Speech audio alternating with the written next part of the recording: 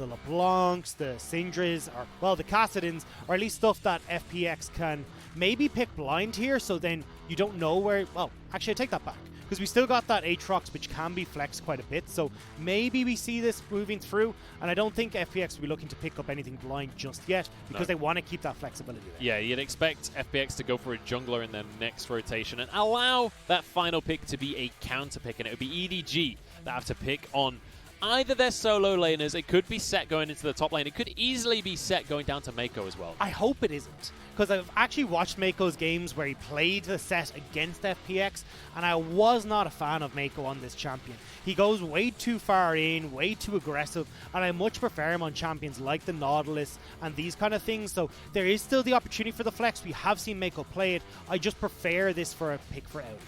That Corki ban could lead towards something like the Azir here for Scout. Kind of remove that classic neutral lane and give Scout a bit of an advantage in the later stages. I'd love to see Scout go towards that Azir, especially as we talked about when EDG want this late game insurance, and either through Hope or through Scout, the Azir sets up great. You don't have to worry too much either about some sort of, well, a lot of this CC coming through, because, well, you've got Tian, who's now opted for the Lee Sin, you've got a Tahm Kench, it isn't something like a Nautilus or a Thresh, and you've got this great disengage that can be provided for the likes of the flank situation from Gimgoon. We'll have to see where Scout opts to go in the end here. You mentioned the Nautilus from Meiko. It's kind of been his staple this split, especially. He's played 17 games on the Nautilus. His next most played is going to be Braun with only 8 games played, so very much an aficionado of that Nautilus. We mentioned it before, though, the Azir locked in for Scout. So this is an interesting one where I'm looking at FPX's draft. I'm starting to think, okay, you've got some good opportunities here if you wanted to go for a poke style of composition, where you've got the Varus, maybe you want to go towards the likes of a Zoe, especially when you see this composition from EDG. If you are able to provide some sort of kite back, it can be slightly difficult for a Sett to try and get in. You don't have as much use from the likes of an Azir in these kite back scenarios, but Doinb hasn't played the likes of Zoe. We've never seen him really come out with this, so I don't think we'll see a poke style of comp from FPX anytime soon. I would love to see that locked in. We'll wait and see what does come on through. Bear in mind, though, there's a lot of AD so far on the side of FPX, so you'd think maybe an AP mid laner could be the way forwards. And it will be that Ryze. It's his signature of Doinb. It's something he's played countless times. And I'm excited to see how he'll match up against this Azir from Scout. This is... Look, I love Doinb's Ryze. It's such a great pick. Don't forget that we do see him oftentimes go for the likes of Righteous Glory when he gets ahead on this champion. He's the man who started that build path. I don't think we'll see it this time around, though. There's still quite a lot of AP damage that he's going to have to contend with on the side of EDG. But it's still, Ryze pushes in Azir nice and early in the mid game, can give Doinb the opportunity to start these roams, and I think that's where FPX are looking to shine once again, where you've got Ryze split push, Gimgoon on this Aatrox split push, and Tahm Kench to operate as a pseudo Destiny like we saw in the last game, bringing the rest of the squad to these sidelines. Yeah, I mean, when you look at Ryze and you look at Twisted Fate, their kits are not too dissimilar. A lot of wave clear, an ultimate that gets you halfway across the map. Kind of similar theme going on when it comes to the draft from FPX, but over on the other side, EDG, when you think of Scout and his Azir, one of the first things that comes to my mind is his side lane presence. He's very often in these side lanes, sweeping up farm and pressuring onto the tier 2s. Yeah, and this is in the mid game that we're talking about, where he does like to try and get a lot of farm funneled into him. It's fantastic for EDG because it does give the Azir enough of the items to start snowballing and get him to that late game scenario faster. The beauty of the Azir in this situation as well is just the Emperor's Divide can shove back FPX. So even if we don't see EDG set up correctly like they did in game number 1, they've got that opportunity to reset these fights thanks to the Emperor's Divide. And that feels like the missing puzzle piece for what EDG want to do. Let's see if that puzzle piece is going to be there for EDG, because game number 1, it looked even for a long time, but FPX managed to wrestle control away from EDG. EDG going to be looking for a better performance here in game number 2 as we move into Summoner's Rift. They want these late game team fights. They want the front to back, and we'll see if FPX will allow them to have it. This is a game, though, where I expect JJ to not have the control in the early game that we expected from JJ entering into the series. Sejuani doesn't clear very quick. She starts to take a little bit of a slower path. So Tian on this Lee Sin will be able to clear, have the tempo advantage when it comes to jungle, and try and get out onto the map to exert his dominance in the early stages. We have to once again remind you guys, we've got a different jungler coming in here for EDG in game number 2. It was Junjia in game number 1 playing on the Trundle. This time around, though, EDG have decided to change things up. They've gone for JJ, and they've gone for something that's not a pick that he's necessarily known for, but it fits the EDG style exceptionally well. So here we go. Jungler starting off on the bottom side of the map once again. Meiko just getting a ward here to try and spot if there's any pesky funny business coming through from Tian. But at least to begin with, Tian can clear from bottom towards top side. And I feel like here what Tian is going to try and do is set up Aodi so then he's not finding this early game success in the last few games and give Gimgoon a bit more control over the top side of the map. Quite interestingly, we see Lwx has actually gone for the Comet here, which would lean towards that lethality Varus. I have to say, I wasn't necessarily expecting lethality out of Lwx coming into this game. Talk me through kind of the positives that this will bring for FPX. Well, look, Munch, you were shouting about it back at home, is you love the wave clear that this lethality Varus offers. It's scary. And that's what they're trying to go for here, is you got Lwx with this lethality, you can poke the likes of EDG as they try to set up for some of these objectives, but you can clear these waves super effectively and allow Doinb and Gimgoon to play off in these side lanes where they were able to find success in game number 1. Doinb going to be going for the phase rush in the mid lane here on Ryze, so it'll be real quick during these team fights, during these trades.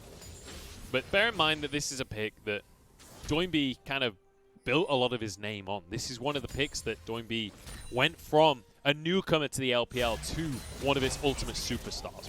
Yeah, and this is why we talk about him and his dark technologies. He's gone towards the Ryze and has been starting to, when he gets ahead or wants to try and close out a game a lot faster, he'll go towards the Righteous Glory. So he gets a bunch of that mana injected through the item, but also that chase down potential that the Righteous Glory offers will be wonderful for him, especially with the style of composition FPX have gone for, where you'll be able to go in very aggressively. You can find these flank positions once again and get on towards Hope and Scout. And the thing for Doinb here is you can pump out a bunch of damage on this Ryze from afar, which means that Emperor's Divide won't be able to do as much work for, say, the likes of Gimgoon when he tries to get the flank. JJ going to have an opportunity here to go for the bottom side Scuttle Crab. It is going to be warded out though, so I think FPX well aware of this trade that they are making, as you can see Tian over towards the top side, but they'll have full knowledge that this is happening right here. But again, Hope and Meiko moving up here to support him. This is where EDG realize that they're on the back foot against Tian here, so watch JJ and how effectively he tries to move in conjunction with where the wave state is for EDG. Aodi not pushing in top side. JJ will try and stay towards the bottom side of the map where Hope and Meiko have control.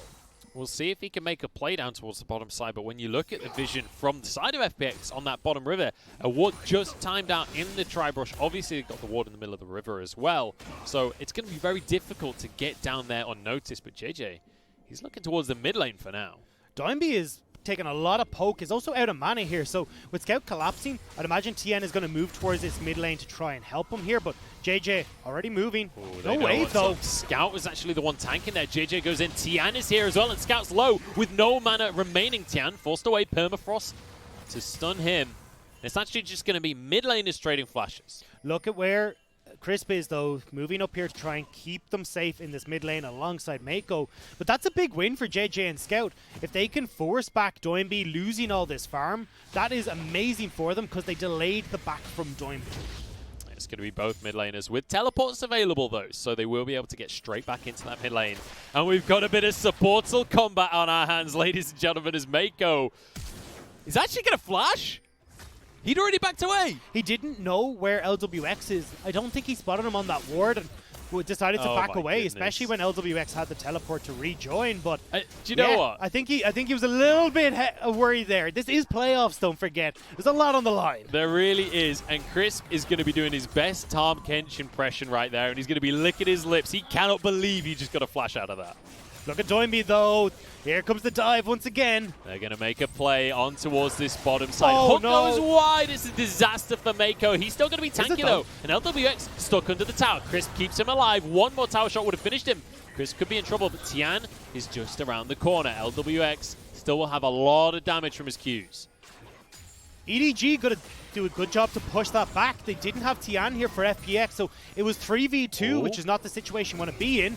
What goes wide? Flash onto Lwx there as Crisp Tries to get onto JJ, and Tian is here as well. Not hit level 6 just yet, but Meiko will go down immediately. Tian will happily walk away. Not even tanking tower. Hope's getting low as well. Scout is here. He's level 6 though. Oh, Scout's looking to make the play. They're all pretty low already. Emperor's Divide available, but it's kind of 1v4 right here. JJ can't go in. It means Scout has to back away. So sad for EDG. They weren't able to get Scout down fast enough. He did push in the mid lane to try and make Doinb lose even more. But it doesn't matter. I mean, they're even on one CS. on the bottom side. They're even on CS, so the push doesn't even make that big of a difference. It's more the level advantage that's gone towards Scout. You can see level 5 to level 6, but FPX has done the damage. They pushed in that bottom lane, they've got the kills going over, and Tian setting up Doinb to be the one to pick up that kill means that the gold that went into Scout by pushing that wave, although not a huge amount as he said, CS is the same, but it does even up FPX's fate. Well, FPX are going to find the lead for themselves, but only one kill and one play off of that play. There was a huge amount invested into that play from both teams right there.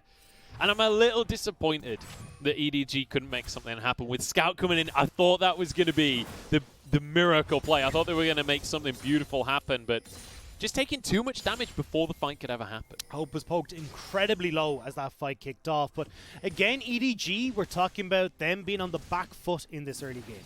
Doinb, now having picked up the Catalyst and the Tier, will have no problem shoving these waves super consistently against Scout, and again making these plays wherever he wants.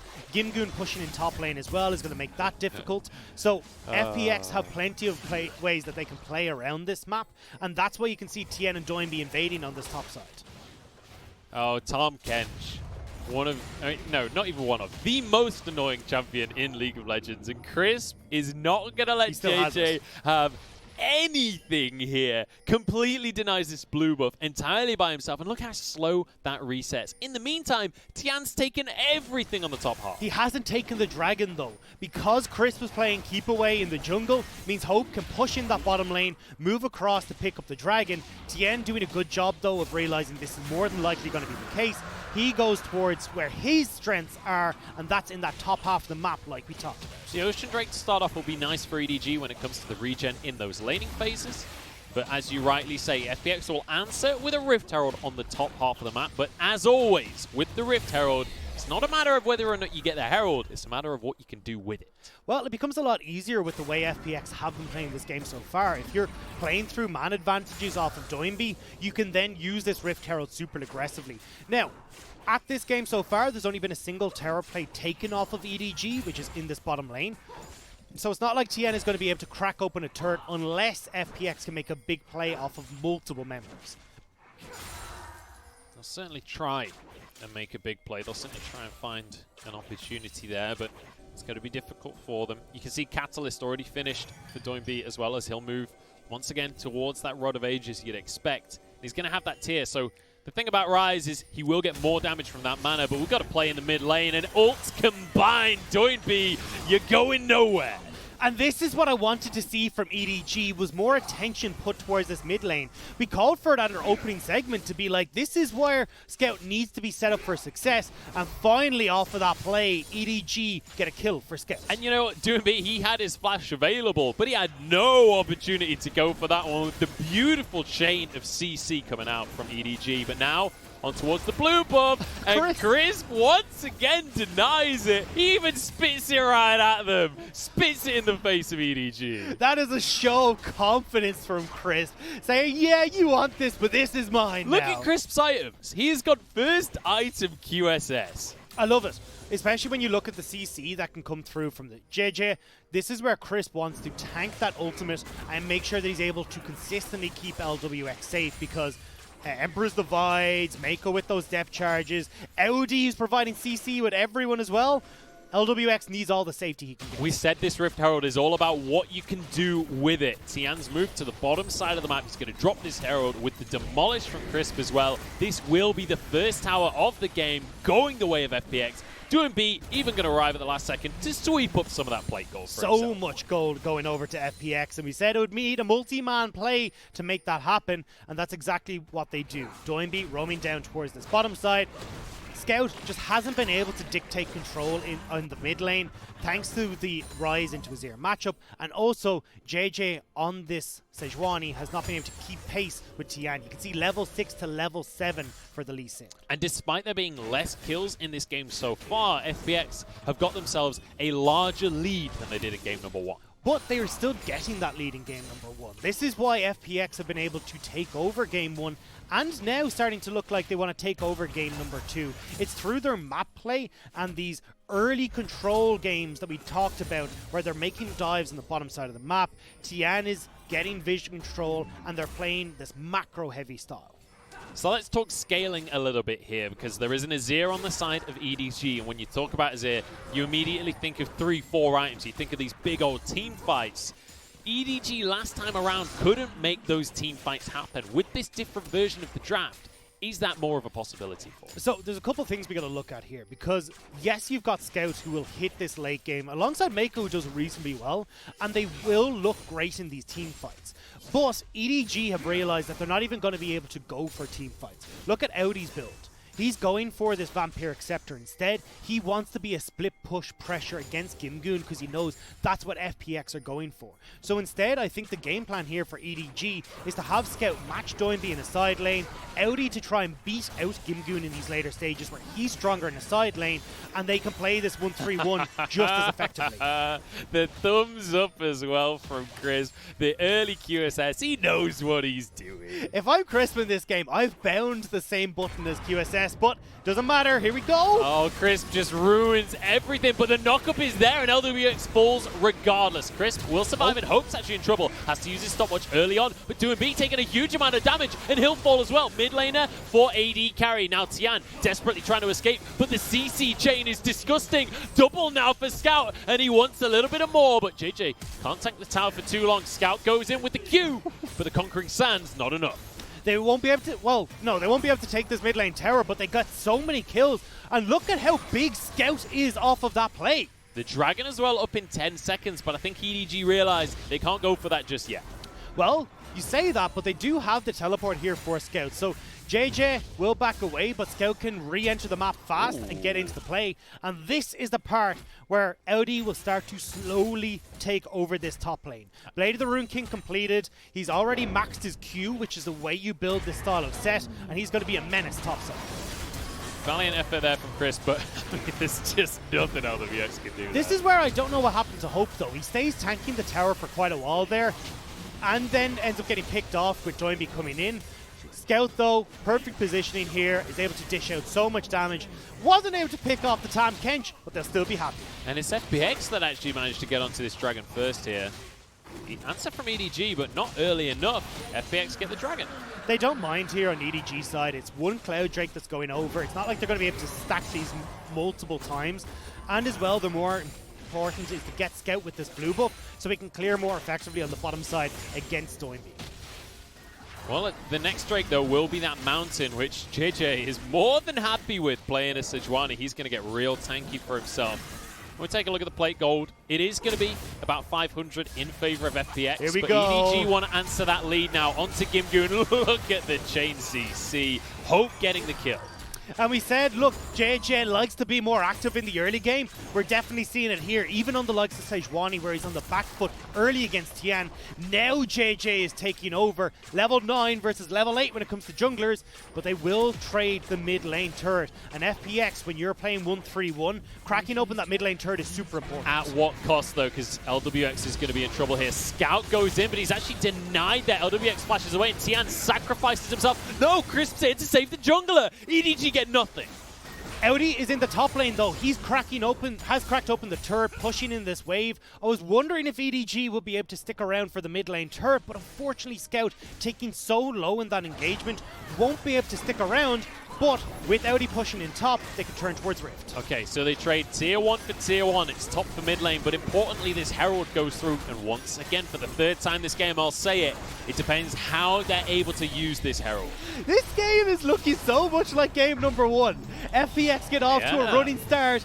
EDG find team fights to bring them back. And FPX still with a very similar composition will now have to play the map once again. This time around, though, EDG are equipped better to deal with it. double teleport for Aodi and Scout. They've got at least some way of putting pressure onto these side lanes and dealing with FPX. See what EDG have up their sleeves for the next few minutes of the game. Obviously, they have great side lane control this time around, though. We mentioned it already. The Scout, Azir coming through. We've got Aodi on the Sett that's gone for the Blade of the Rune King build. So when it comes to these side lanes, EDG have a much better chance at matching what FPX can offer when we get later on into the game. The question will be, though, do EDG start to put their own foot forward here? Because they got a huge lead in the mid lane and in the bottom lane as well. Well, FPX now opting towards this 1-3-1 won't give EDG the opportunity to try and push the advantages that they found for Scout and the hope in these team fights. They just want to separate themselves. The problem with that, though, is EDG have the Rift Herald. They're the ones that command attention. Might be able to get this before the charge comes on through, and they do so, which means this Herald's still full HP. They can get the Shurima Tower in the mid lane. They might be able to grab themselves 2 towers off the back of this one. FPX, Doinb has head back to base and will have his ult available. I think EDG deciding it's a little too risky to try and force anything more. FPX have pushed in that bottom side before Doinb back, so again, EDG have to deal with this. You've also don't want to stick around for too long in that mid lane, even with the turrets there behind EDG to protect them. They're not opting to over-aggress right now. They know they're still waiting on items to come through from Scout for hope to finish off his Ruin's Hurricane, and then they can look towards these objective fights more so than just tower dogs. Scout has to go down to the bottom side to deal with that. Don't be fooled, it's not a real turret. It's only an Azir turret. But I really wish they changed that. I know, it annoys me that there's an announcement every time, but importantly, it's 2 turrets apiece right now on the board, and you can see kind of symmetrical map as you got the top lane available for EDG, you've got the bottom lane available for FPX. So kind of the way that the map has been split by these two teams. Now, though, we'll probably see a little bit of a congregation down towards this Mountain Dragon. A minute until it spawns. You don't have the teleports available for EDG. I know it's been blocked by the goal to show that Doinb is doing awesome stuff on this Ryze. But the thing is, and actually very impressively so, ahead of Scout, who we thought had picked up a bunch of kills, but that 30 CS lead, doing a lot of work for Doinb here. But even then, FPX have got more of these teleports available. They're the ones that can play a wider map, and EDG aren't really able to deal with this. FPX find to give over the second dragon. In turn, they crack open more turrets and set themselves up for success with the composition they've gone. And it's really interesting to see the way that FPX use these TPs comparatively to every other team, because most teams try and hold on to these teleports and use them to get into team fights. FPX, though, especially in these last 2 games, using them much more proactively to find towers. But this is really smart from FPX, because they've got, well, I was going to say Tian, I assumed was going to keep himself towards Dragon, but at least you've still got another teleport here, so if someone from EDG goes to defend here, you can still have the likes of Gimgoon come and join in fights, but FPX are winning out in the trade anyway. They're trading a tier 2 for a tier 1. Scout won't be able to aggress onto this second turret before FPX get the backs, and Dragon is still sitting there, so now FPX make the play, get the tower, and can defend the Dragon as well. He's pretty quick on this tower. He realizes he can't stick around much longer, though. Obviously, Crisp with the Abyssal Voyage, you've always got to respect that coming out from Tahm Kench. But importantly, EDG will find themselves a second Drake for this game. But this is a very similar start to the game than what we saw in game number 1, where FPX consistently trading out these towers. But this is what we've seen from FPX all split long. It's exactly the same. Oh, hang on, though. We've got a fight on our hands. Gimgoon's been... It's not a fight. Gimgoon is totally alone, and Hope pierces for the kill. See, though, EDG, yes, they get the pick on the bottom side, but FPX still posturing around this Baron that's about to spawn in 15 minutes, or 15 seconds, and when you've still got a lot of damage on Doinb right now, Lwx on this Varus, you have to pay attention as EDG, because this Baron can whittle his way very quickly into FPX's hands. Doinb going to push this wave out in the top side. Aodi will be there to answer. In the meantime, those scouts moved to that bottom lane. He wants to finish the tower off that he started on earlier on. But you mentioned it before, the lethality Varus from Lwx means the wave clear is very much available. Yeah, they can't get anything for EDG. Chris, can you steal away the blue buff again, though? Oh my goodness, not going to be allowed this time. JJ smites that away. This is where, though, EDG are doing a good job of, again, opening up the map, trying to answer for FPX's pressure. The issue that I'm seeing again, though, is FPX are quicker off the bat. Aodi is only catching the turret, or the wave as it hits that top inhibitor turret. They're not able to get that tier 2 in the bottom side of the map because they had to crack open the tier 1 first while FPX are already pushing on towards their own tier 2 in the top lane. So FPX still trading up, and although the gold is very small in favor of FPX right now, we've got to see if they can keep control with the map pressure once again and win out just like they did in game number 1. I kind of want to return to the point I was making before Gimgoon got caught out on the bottom side of the map, and that's that FPX started off both games against Top during the regular season in this exact fashion. But it was once we got to the fighting that they lost that lead against Top Esports. Gimgoon has his flash available. Good effort predicting from Meiko, but the chain CC will come through. Permafrost there, but Crisp arrives with the Abyssal Voyage, and they know that they can't finish him off with Tahm Kench around. It doesn't matter though. What EDG are trying to do is get these abilities out of Crisp, get the likes of teleports out of FPX, so then they don't have as many tools for the likes of Barons, for the Dragons, and Scout is doing a great job of just mirroring Doinb wherever he moves on the map, and EDG are looking to fight with their fed Kalista right now.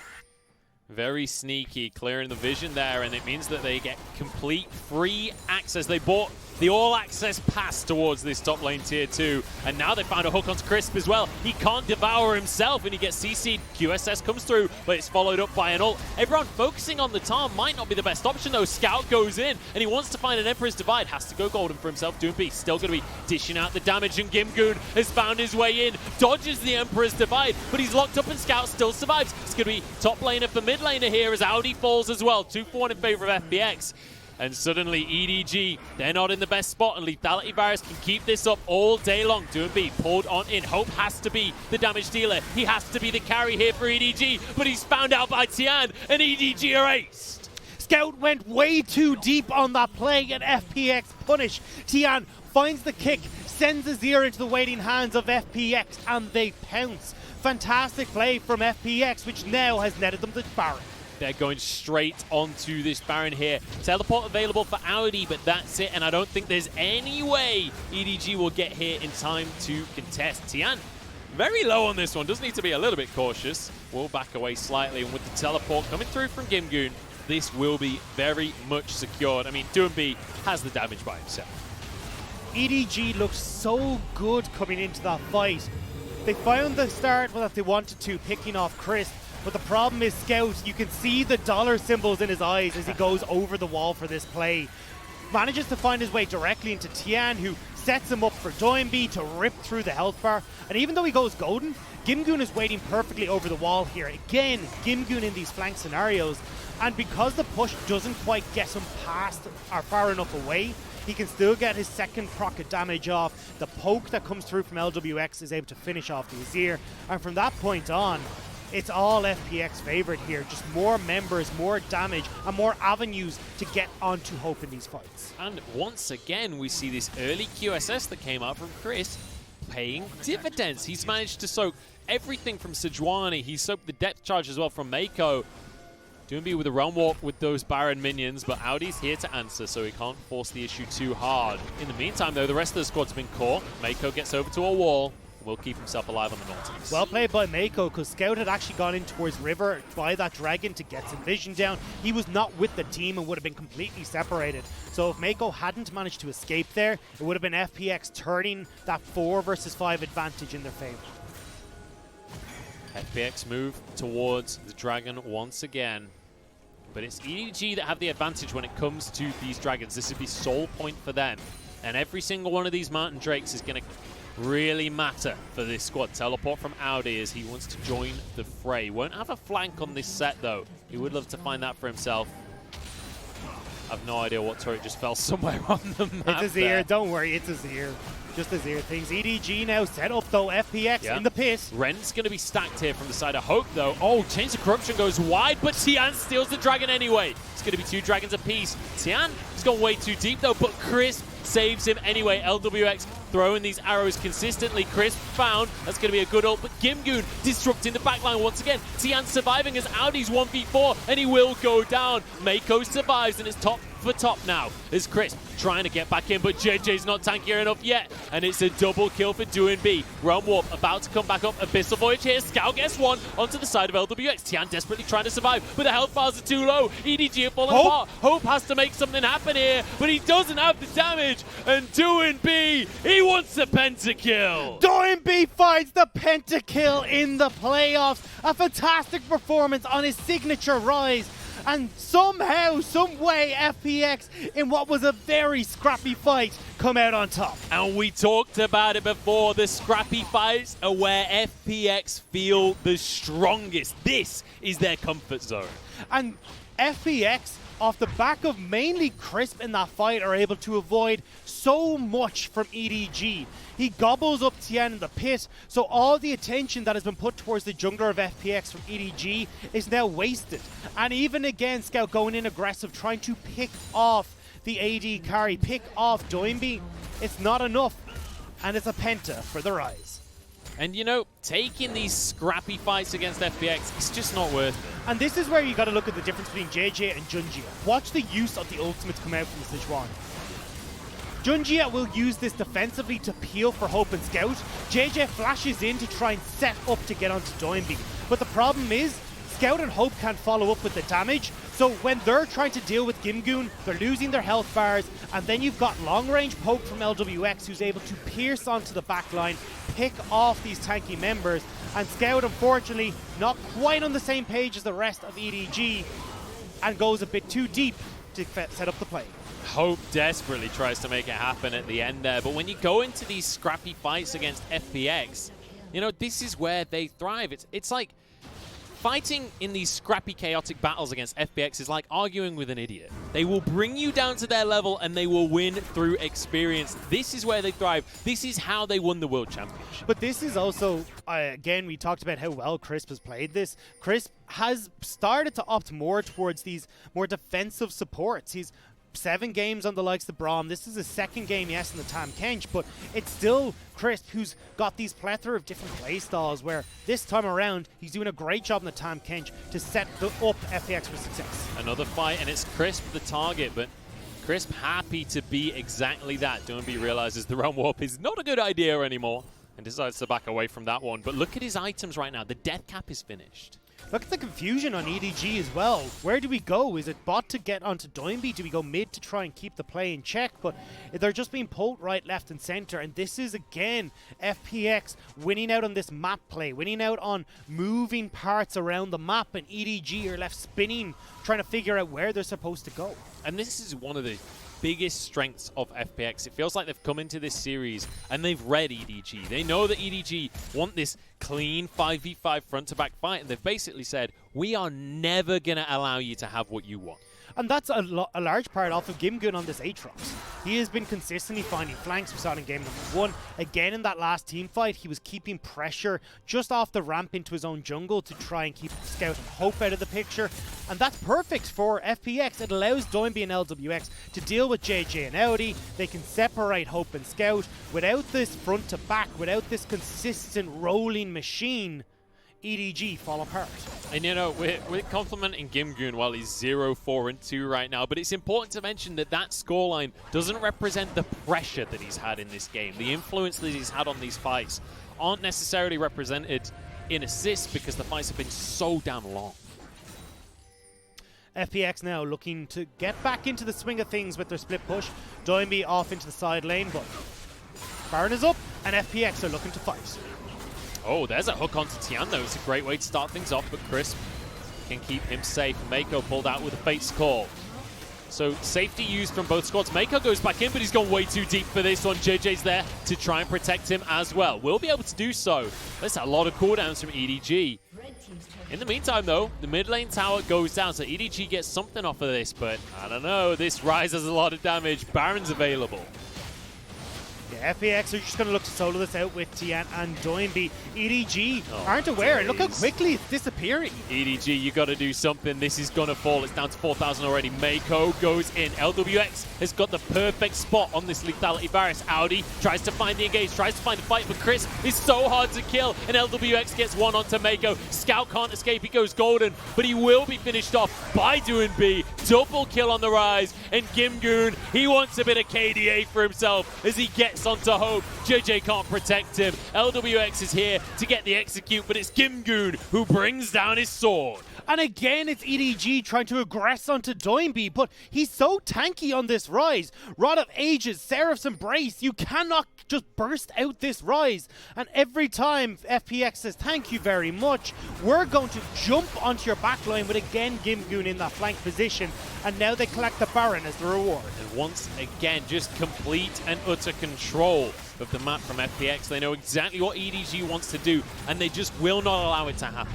And now you're going to have the Zhonya's Hourglass worked on towards Doinb as well, so it becomes even more difficult to make this play work. But again, Lwx position great here, so there's no choice from EDG except to go on to the other carry, which is Doinb. But look at where the front to back is. It's gone away to the wings here for EDG. They can't actually set up correctly. Scout, no matter how hard he's fed or how much gold he's picked up, is being dove on from several different directions, and EDG pick up the win. And when you look at the scoreline right now, it tells the tale of FPX. We said it right at the start of the day. It's all about the super carry in the form of Doinb. 9-2-5. He's pretty much full build already, and Lwx on this Lethality Varus, he'll do a lot of damage in the fights, but it's kind of support damage almost. He's not going to be your primary carry, but Doinb, with Chris protecting him, is just this machine gun Ryze on the front line. There's nothing they can do against Doinb right now. EDG are struggling, and we talked them up coming into this playoffs as these great team fighters, this back-to-front style, but FPX have not given them that chance. You talked about the chaos where FPX thrive. That's what FPX are trying to do right now, is jump onto everyone, split up EDG, and rip apart the whole that is greater than their sum. They're succeeding so far, and this could be 2 games going their way if they can keep this performance up. They're 8,000 gold ahead right now. They've got 3 Drakes on themselves. They've got a minute and a half on this Baron. With the Lethality Varus, the siege is pretty potent. But so far, they're not able to actually crack into the base of EDG. Feels like only a matter of time though. Waves in bot lane pushing in by Doinb. Mid lane pushing as well. Top not quite there. EDG have done a good job of keeping that one at bay for the moment. It is important to mention though, EDG, one of the teams in the LPL with the highest statistics of coming back from a deficit. Oh, Scout. Zhonya's as well. A little bit of a misplay there from Scout. I think he tried to get his EQ off and he didn't think it was going to go through there. Goes for the Zhonya's as well. Now the mid lane tower's in trouble though because Scout was caught out. Meiko's low. The stone plate keeps him alive for now. He will walk away with his life. The damage from Lwx is disgusting. I take it back. He is the carry after all. Here we go. Doinb though. His Banshee's popped and the CC chain is absolutely insane. And Doinb still survives. He gets one down for himself as Scout falls to Lwx and JJ so low. Gimgoon going to chase it on through as this inhib tower will fall. Doinb's tankier than the damn Sejuani. He's doing whatever he wants on this map, and FPX are taking inhibs. They're looking for game number 2 right here. Both mid and bottom have fallen. Good jump away from Tian. Meiko doesn't have his stone plate available. Aodi is just not tanky enough. Great kick onto Hope, and FPX slam their jaws closed onto game number 2 here. They will finish the Nexus as they realm warp the minions.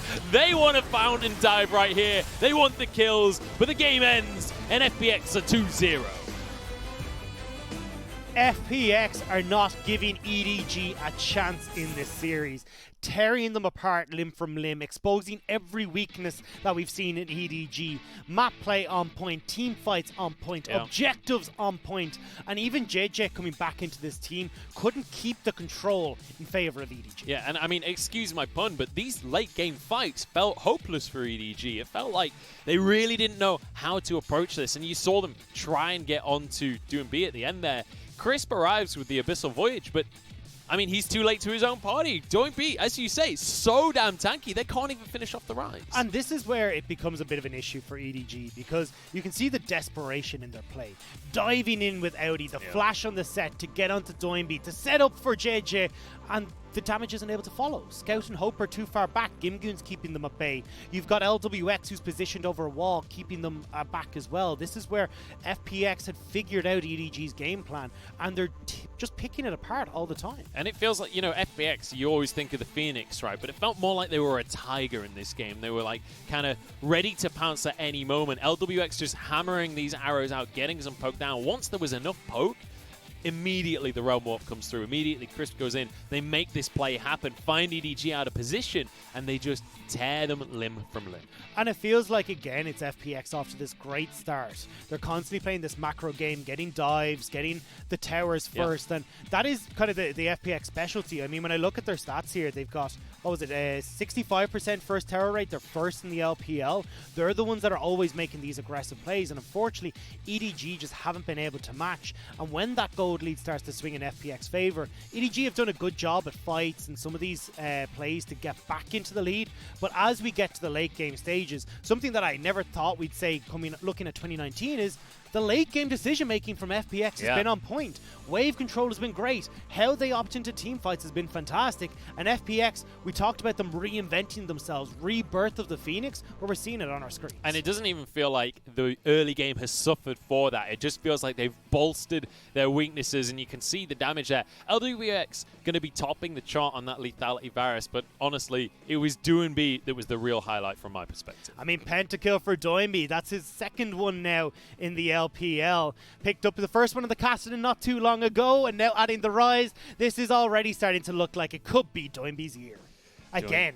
Yeah, I mean, that was last year, and maybe having a repeat performance here, because EDG, honestly, when you consider how well they played against RNG, how good their macro looked, how good their map control looked, now here against FPX, it doesn't feel like they know which way to turn. It doesn't feel like they have much in the tank to answer for the pressure from FPX. And honestly, at this point, I want to see a change in draft here from the side of EDG. I want to see them try and go for a different style, because this Kalista for Hope, I don't know, 2 games in a row, it doesn't feel like it can have an impact. I think I want to see them go back to the Varus here. The Varus, because the reason we saw Varus rise in prominence is because you've got that Varus Ryze was on FPX. I'm Shut sorry. up, you. I'm So sorry. what we're looking at is Varus, who has started to come into the meta a little bit more, because we saw Bruisers, we saw these Aatroxes, we saw a lot of these picks coming in. And Varus with the Chains of Corruption does a good job of keeping them out of the fight, and I think that's what we need here coming through for EDG. Get the likes of Gimgoon out of the equation, where you can set up for Scout and Hope, and I think not picking up this on the first rotation is really starting to hinder them, and it does feel like they're afraid to give that Kalista Taric over to FPX. It definitely feels that way to me, and Hope just not able to have the impact in these mid-game fights. And it's interesting because FPX, when you look at their series against Top, it was the mid-game where they struggled. It was that point in the game where Top were able to wrestle control, win out on, it felt like mechanics really, and it was Doinb actually that was struggling in that series against the likes of Knight. Here though, Doinb looks amazing. It looks like a night and day performance, and it's one of the big questions a lot of people had coming into playoffs was, do FPX just flip the switch and turn it back on for playoffs? It feels like they have to me. Well, we are still seeing that EDG are coming back in this mid-game. We're still seeing some semblance of control for EDG at that point in time. So FPX still showing a little bit of weakness of their own. We'll have to see if EDG can maybe exploit